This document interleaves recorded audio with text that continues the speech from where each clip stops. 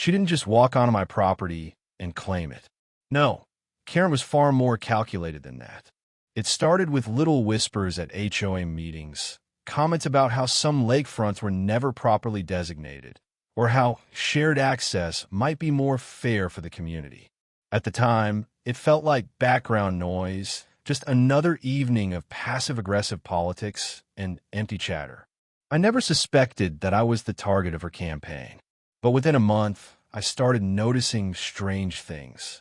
HOA newsletters began including vague notes about lakefront policy discussions. Neighbors I used to wave to now avoided eye contact. And then came the formal notice, a certified letter stating that my property's lakefront section was being reviewed for community reclassification. I thought it had to be a mistake. I called the HOA board, only to be met with vague responses and a sudden refusal to comment further without legal counsel present. Karen had somehow convinced the board that the strip of land between my backyard and the water wasn't part of my deed.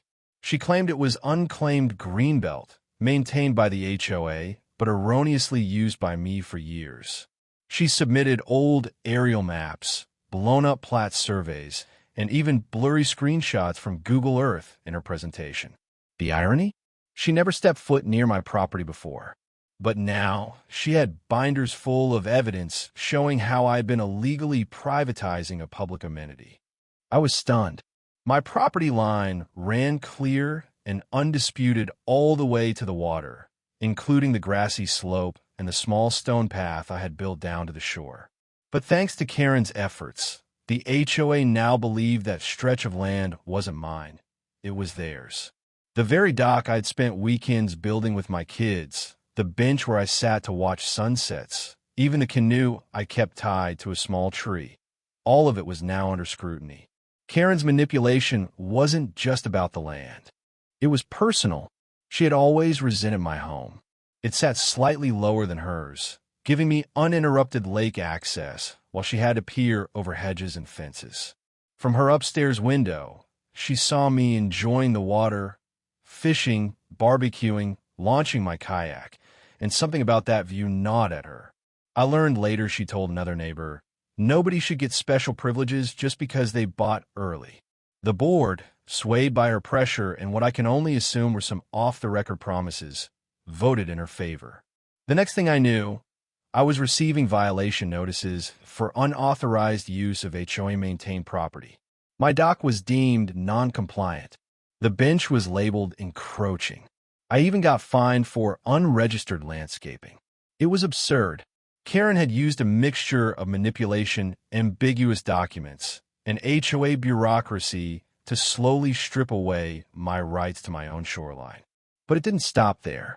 She went even further, petitioning for a gravel walking path that would allow shared access to the lake running directly through the part of my yard that had always been considered private. The HOA greenlit it with shocking speed. Within weeks, construction workers were marking trees and moving earth on land I had mowed and maintained for over a decade. It felt like a siege. Karen smiled smugly as crews dug trenches and set posts just steps from my back deck. She even hosted a ribbon cutting for the new public lake access zone, standing at the center with her signature red blazer and oversized sunglasses, soaking in applause like she'd gifted the neighborhood the ocean itself. I watched from behind my fence, furious and speechless. Neighbors who once visited my barbecue parties and now strolled casually down the new trail, waving as if nothing had changed. My kids were confused. My wife was heartbroken. Our quiet little patch of lakeside life had been invaded by rules, lies, and the relentless ambition of one woman with too much time and a vendetta. Karen didn't just use the HOA to take the lakefront. She used them as a weapon, twisting neighborhood governance into a personal tool for control. She rewrote the boundaries of my home with red tape and meetings I wasn't invited to. What once felt like a sanctuary now felt like a chessboard, and Karen thought she'd just taken my queen. It wasn't enough for Karen to take the lakefront from me on paper. She wanted to humiliate me publicly, to parade her victory like a trophy. And that's exactly what she did next. The moment the HOA reclassified my shoreline as community access, she wasted no time turning it into a spectacle. Within days, she ordered a public bench to be installed right where my old fishing chair used to sit. Not just any bench. This was a bright, faux vintage metal thing with a gaudy plaque that read for the enjoyment of all HOA residents. As if I hadn't been enjoying that very spot peacefully for years. As if I hadn't built the pathway, planted the shrubs, or cleared the lake weeds myself.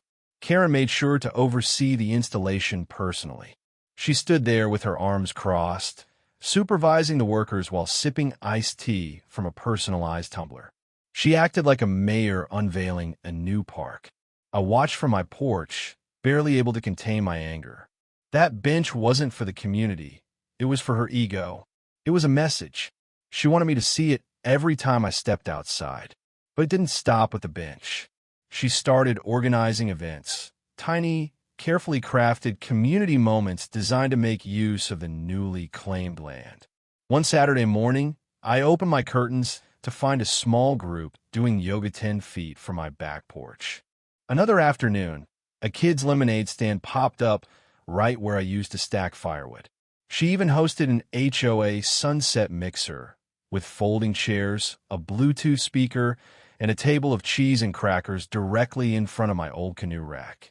Each time, she positioned herself in plain sight, always smiling, always watching. She wanted me to feel like an outsider on what used to be mine.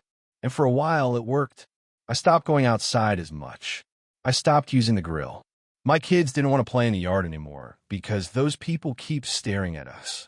Karen started spreading the narrative that I was just bitter and unable to share. She told neighbors that I had been hoarding the shoreline for years, and now that it was rightfully open to everyone, I should learn to be a good neighbor. She even hinted that I might have been squatting on land I never owned in the first place. The audacity was unreal. The final straw came one evening just before dusk. I walked down the stone steps I had built myself, wanting to at least dip my feet in the water and breathe for a moment. But there on the bench sat Karen, alone, staring out at the lake with a smug, satisfied look on her face. She didn't say anything. She didn't have to. Her entire posture radiated arrogance. She looked over her shoulder and said, "Lovely spot, isn't it? Can't believe it used to be blocked off." Blocked off. That's how she described my private yard. Every little action she took after that was intentional.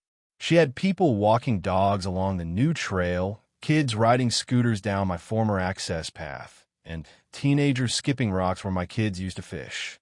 One weekend, she even hired a photographer to take lifestyle shots of families enjoying the water, posing right where my garden beds used to bloom. I couldn't believe how far she was willing to go. She wasn't just enforcing some rule. She was trying to erase me from my own property. This wasn't about access.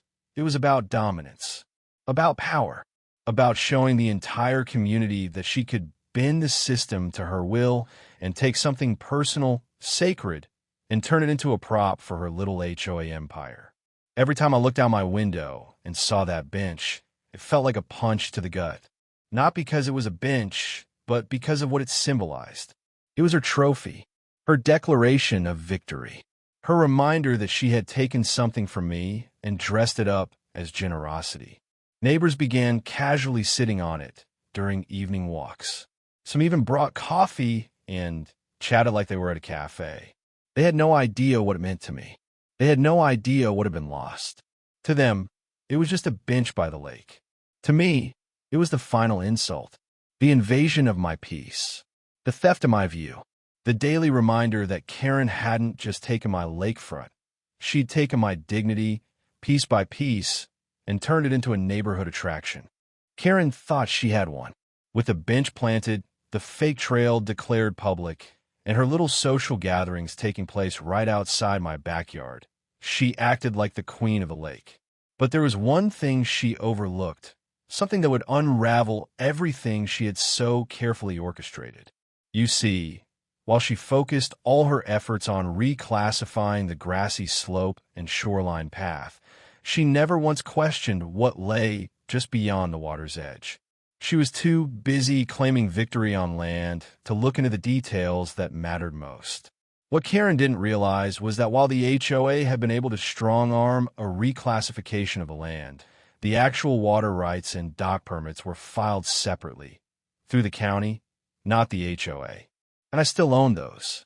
Not only that, but I had kept every document, every approval letter, every timestamp survey, and permit related to that water access point. In fact, 2 years earlier, I had applied for an extended dock permit, just in case I wanted to upgrade or replace the small platform I had originally built. It was approved and valid for 5 years. The dock itself had been part of my long-term plan for the property. I had built the original version with my kids when we first moved in, just a modest wooden structure where we could sit, fish, or tie up a canoe. But when Karen started her campaign to claim the land, I dusted off the old paperwork, looked at the county-approved blueprints, and saw an opportunity to make a statement she could never ignore. If she wanted to take the shoreline, I'd take the lake. I reached out to a contractor I had worked with before and gave him one instruction: build it big. The design was simple but bold, an extended private pier that stretched out far enough to make it visible from every angle of Karen's yard. A floating dock extension, solar lighting, reinforced aluminum framing, and an upright flagpole right at the end. I paid extra to expedite the build and pulled all the required licenses, including lighting permits and boat slip registration. Everything was by the book. As the first materials arrived by boat, Karen noticed something was up. She marched over, clipboard in hand, and demanded the workers stop. She tried to argue they were violating HOA space. But the workers simply pointed toward the water and handed her a copy of my county permit. The look on her face when she realized she had no jurisdiction over the water was something I'll never forget. She stormed back across her freshly claimed shoreline without saying another word. The construction lasted a few days. Each morning, Karen stood on her bench or peered out from her second-floor balcony, watching as her imagined dominion over the lake unraveled before her eyes. The pier came together piece by piece, extending farther than my old dock ever did. When the solar lights were installed and tested for the first time, illuminating the pier at night like a runway of quiet revenge, she finally realized the permanence of what I had done. This wasn't just about building a dock. It was about reclaiming control. Karen had counted on the HOA's authority to box me in, to strip away my lakefront inch by inch. But she never anticipated that I had built a back door, one rooted in local government rather than neighborhood politics. By using her blind spot against her, I turned her entire plan inside out. She couldn't touch the dock. She couldn't file complaints about it. She couldn't even see the lake without looking directly at it. I didn't stop there. I mounted a small weather-resistant speaker system to the dock's main post and programmed it to play soft instrumental music during sunset hours. Not loud enough to be obnoxious, but just enough to remind her that I still owned the most peaceful view on the lake.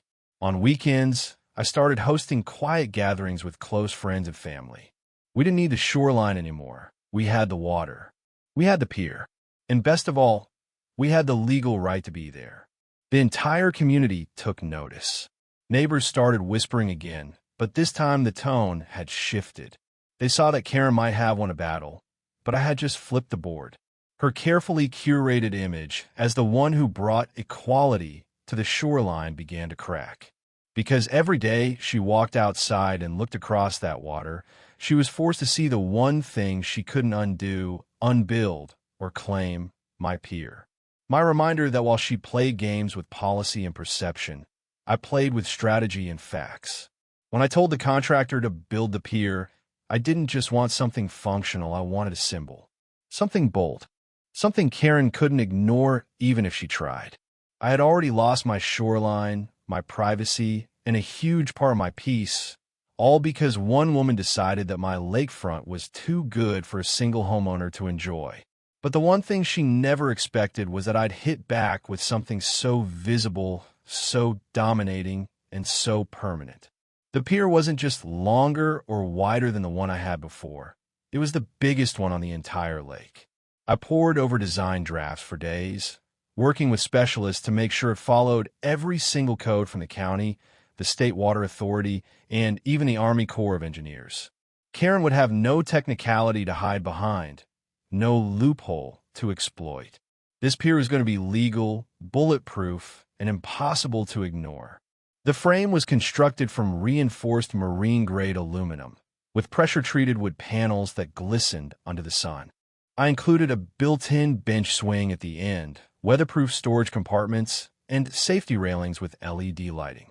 Solar panels powered the lighting at night, casting a soft glow that shimmered over the lake, making the entire structure look like it had floated straight out of a luxury resort brochure. I didn't just stop at function and form. I added a tall steel flagpole at the end, flying a custom-made flag with the image of a pier etched into a rising sun, my personal emblem of resilience. Every evening when the breeze rolled in, that flag waved in slow, steady defiance. It wasn't just visible from my side of the property. It was visible from Karen's balcony, her living room window, and especially from that ridiculous community bench she had planted. Karen tried to act unaffected, but I saw it in her eyes every time she caught a glimpse of the construction. First confusion, then concern, and finally panic. She made a couple of calls, tried to have inspectors come by. But each time, the inspectors shrugged and told her there was nothing they could do. The pier was entirely outside HOA jurisdiction. She had outplayed me on land, but I had claimed the water. Neighbors started to notice. A few even complimented the build. "Looks like something from a travel magazine," one said. "It really adds to the lake." I saw Karen overhear that and twitch. She had tried to frame herself as the one improving the community, opening the shoreline, making things better for everyone. But now she was watching as attention turned back to my property, this time with admiration instead of envy. I began using the pier for everything. Fishing in the mornings, reading in the afternoons, small fire pit chats with friends in the evenings. I installed discreet mountable umbrella canopies, so even on hot days I could sit out there comfortably with a drink in hand. My kids loved it. My wife said it was the best thing we'd ever added to the house. We even held my dad's 70th birthday dinner out on the dock. String lights, acoustic guitar, laughter echoing over the water as the sun set behind us. Karen, meanwhile, sat alone at her bench, watching us. She would bring a book and pretend to read, but her eyes kept drifting. She could see the pier from every angle. She could see how much joy it brought us. And she could see that no matter what she did on land, she would never be able to erase that structure. At one point, she tried to plant a tree along the shoreline, right in front of the bench, hoping to block her view. But it was too late. The pier extended too far. The flag was too tall. The lights too bright. Everything about it demanded her attention. Her plan to make me feel small had backfired completely. Instead of isolating me, she had motivated me to build something greater. Instead of turning me into a victim, she turned me into an example. And the pier wasn't just a structure. It was a message, loud and clear. A statement that I wouldn't be pushed around by politics, pettiness, or self-appointed neighborhood royalty. I didn't need to argue. I didn't need to retaliate in court. I just needed to build. Every bolt, every board, every inch of that pier was placed with purpose. I wasn't reclaiming the shoreline. Karen could have it. I had something better now. Something she couldn't touch, couldn't share, and couldn't forget. Every morning, like clockwork, Karen pulls back the curtains in her upstairs bedroom window and sees the one thing she never imagined would be staring back at her. My towering flagpole rising above the lake, fluttering in the wind, anchored firmly to the end of my brand-new private pier. It's the first thing she sees when the sun hits the water and the last thing glowing when the solar lights switch on at night. No matter how many times she's tried to ignore it, reposition her furniture, or plant trees to block the view, that dock has become part of her daily landscape, etched into her mornings, her evenings, her neighborhood reputation. The beauty of it all? She did this to herself. When she set out to rezone my shoreline, and rebrand it as community access, she thought she was stripping me of power, of peace, of presence. But she underestimated just how stubborn I could be, and just how prepared I was to fight back with facts and structure instead of words and meetings. Now she's forced to look directly at the very thing she tried to erase, and every feature of that pier is a reminder of her failure. The flagpole was never in the original design. It was a late addition, an inspired moment after one of our neighbors told me how Karen had been bad-mouthing the dock at the HOA's spring potluck. She said it was obnoxious, too industrial, an eyesore, and a safety hazard. She claimed it ruined the natural charm of the lake. That was when I ordered the pole. 18 feet tall, stainless steel, anchored into a reinforced support beam and designed to sway slightly in high winds without bending or creaking. I installed it myself, climbing up in a harness with a socket wrench, bolting it down under the golden glare of the evening sun. That same night, I raised a heavy-duty nylon flag, blue and white, stitched with a subtle lake emblem and my initials near the base. The next morning, it snapped crisply in the wind, casting a reflection in the water and sending just enough of a ripple to make her notice it from anywhere in her house. It wasn't just the flagpole that made the dock impossible to ignore. I'd added solar lighting along the entire perimeter, soft golden fixtures that clicked on automatically at dusk and glowed long into the night. The lights illuminated the edge of the dock like a landing strip, mirrored in the lake's glassy surface, visible from across the water. They weren't floodlights. They weren't loud, but they were bright enough to command attention. Even the sound of the dock had become a presence. When I launched my fishing boat early in the morning, the clank of cleats, the hum of the trolling motor, and the sound of water lapping gently against the aluminum frame created a quiet symphony that carried across the lake. Not disruptive, just enough to remind her I was still here, still enjoying what she tried to take. Some mornings, I'd wake up before sunrise, walk to the end of the pier with a mug of coffee, and just sit there. That became my routine, a quiet act of defiance, a reclaiming of space, and it drove her absolutely mad. I could feel her watching from her window. I could feel her annoyance in the way she started trimming her hedges aggressively or pacing around her yard with a phone pressed tightly to her ear. She called the HOA 3 times that month to inquire about noise levels, light pollution, and the unauthorized height of flags. None of it stuck. She even tried planting a small row of evergreens at the edge of the community path she had helped build, hoping they'd grow tall enough to obstruct her view. But the lake breeze slowed their growth, and they only made the space feel more awkward, like she was trying to hide from something she couldn't escape. It's one thing to lose a battle. It's another thing entirely to wake up every day and be forced to see the symbol of that loss staring back at you, unmoved and proud. That's what the pier became. A fixture, a monument, something she couldn't trim, fine, remove, or silence. She had taken away my land, but now I had built something even more commanding, anchored not just in water and concrete, but in purpose. And the sound of early morning boating, my trolling motor cutting gently through the lake, the soft splash of a lure hitting water, the creak of a tackle box. Those sounds became her new morning alarm. While I enjoyed the calm, she endured the echo of her own mistake. While I sipped coffee under the rising flag, she looked through glass windows, wishing she hadn't gone too far. After Karen realized she couldn't touch the dock, couldn't silence the music, couldn't outshine the pier, she ran back to her favorite weapon, the HOA. She had used them before to pull off her little coup, twisting their bylaws and backroom influence to seize my shoreline.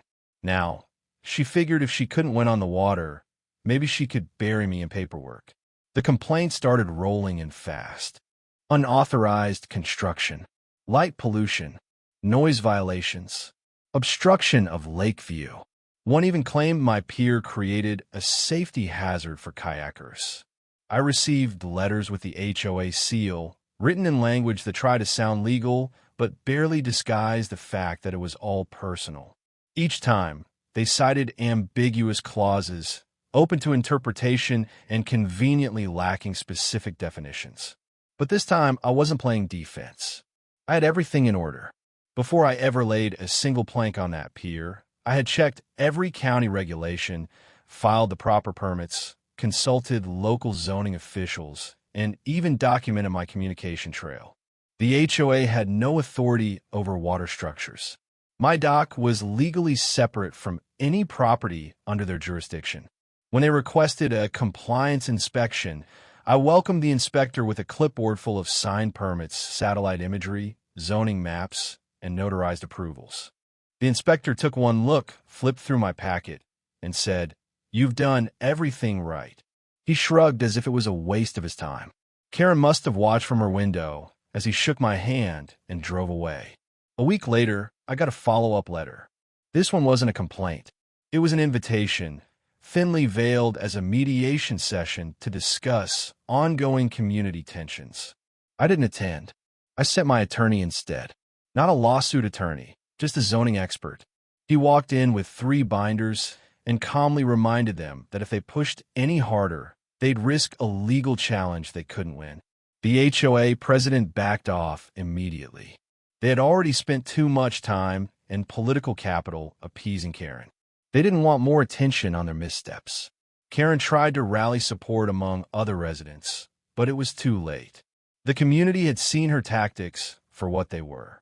People had started to grow uncomfortable with how far she'd taken things. A few even apologized to me in passing. They realized she wasn't protecting the neighborhood. She was using the HOA to wage a personal war.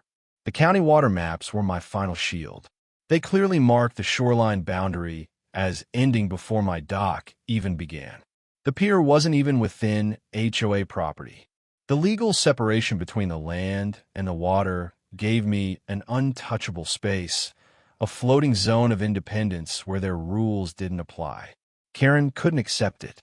She filed one last desperate appeal, claiming the dock interfered with the shared enjoyment of the lake. But she forgot one critical detail. The original deed to my home, buried in the archives, included riparian rights. That meant I had legal access to the water and could build structures out into it, provided I met local ordinances. Which I did. The appeal was denied. Silently. Without fanfare. Without so much as a phone call. Just a notice from the county. No violation found. Karen didn't even get a hearing.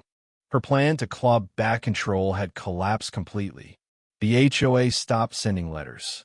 The board members stopped returning her calls. She started skipping the monthly meetings, probably out of embarrassment. The very tool she used to rise to power had now turned its back on her. She was no longer seen as a voice of a neighborhood, but as the source of division and conflict. I kept every document, every complaint, every permit. I stored them all in a locked filing cabinet in my study, my own little archive of her failure. Sometimes I flipped through them just to remind myself how close she came to rewriting the rules. The most satisfying part? The HOA ended up revising their own bylaws quietly, updating them to clarify that water-based structures were governed by county, not HOA authority. They even had to issue a memo to all homeowners, explaining the legal distinction. It was their subtle way of admitting defeat without saying the words out loud. So now, Karen lives with a view she can't unsee, a flag she can't ignore, and a structure she can't touch. Every time she steps outside, she faces the reality that her power has limits. And every time I walk down my dock, I feel that quiet sense of victory that comes not from revenge, but from resilience. She tried to bury me in rules and politics. I buried her under paperwork, maps, and facts.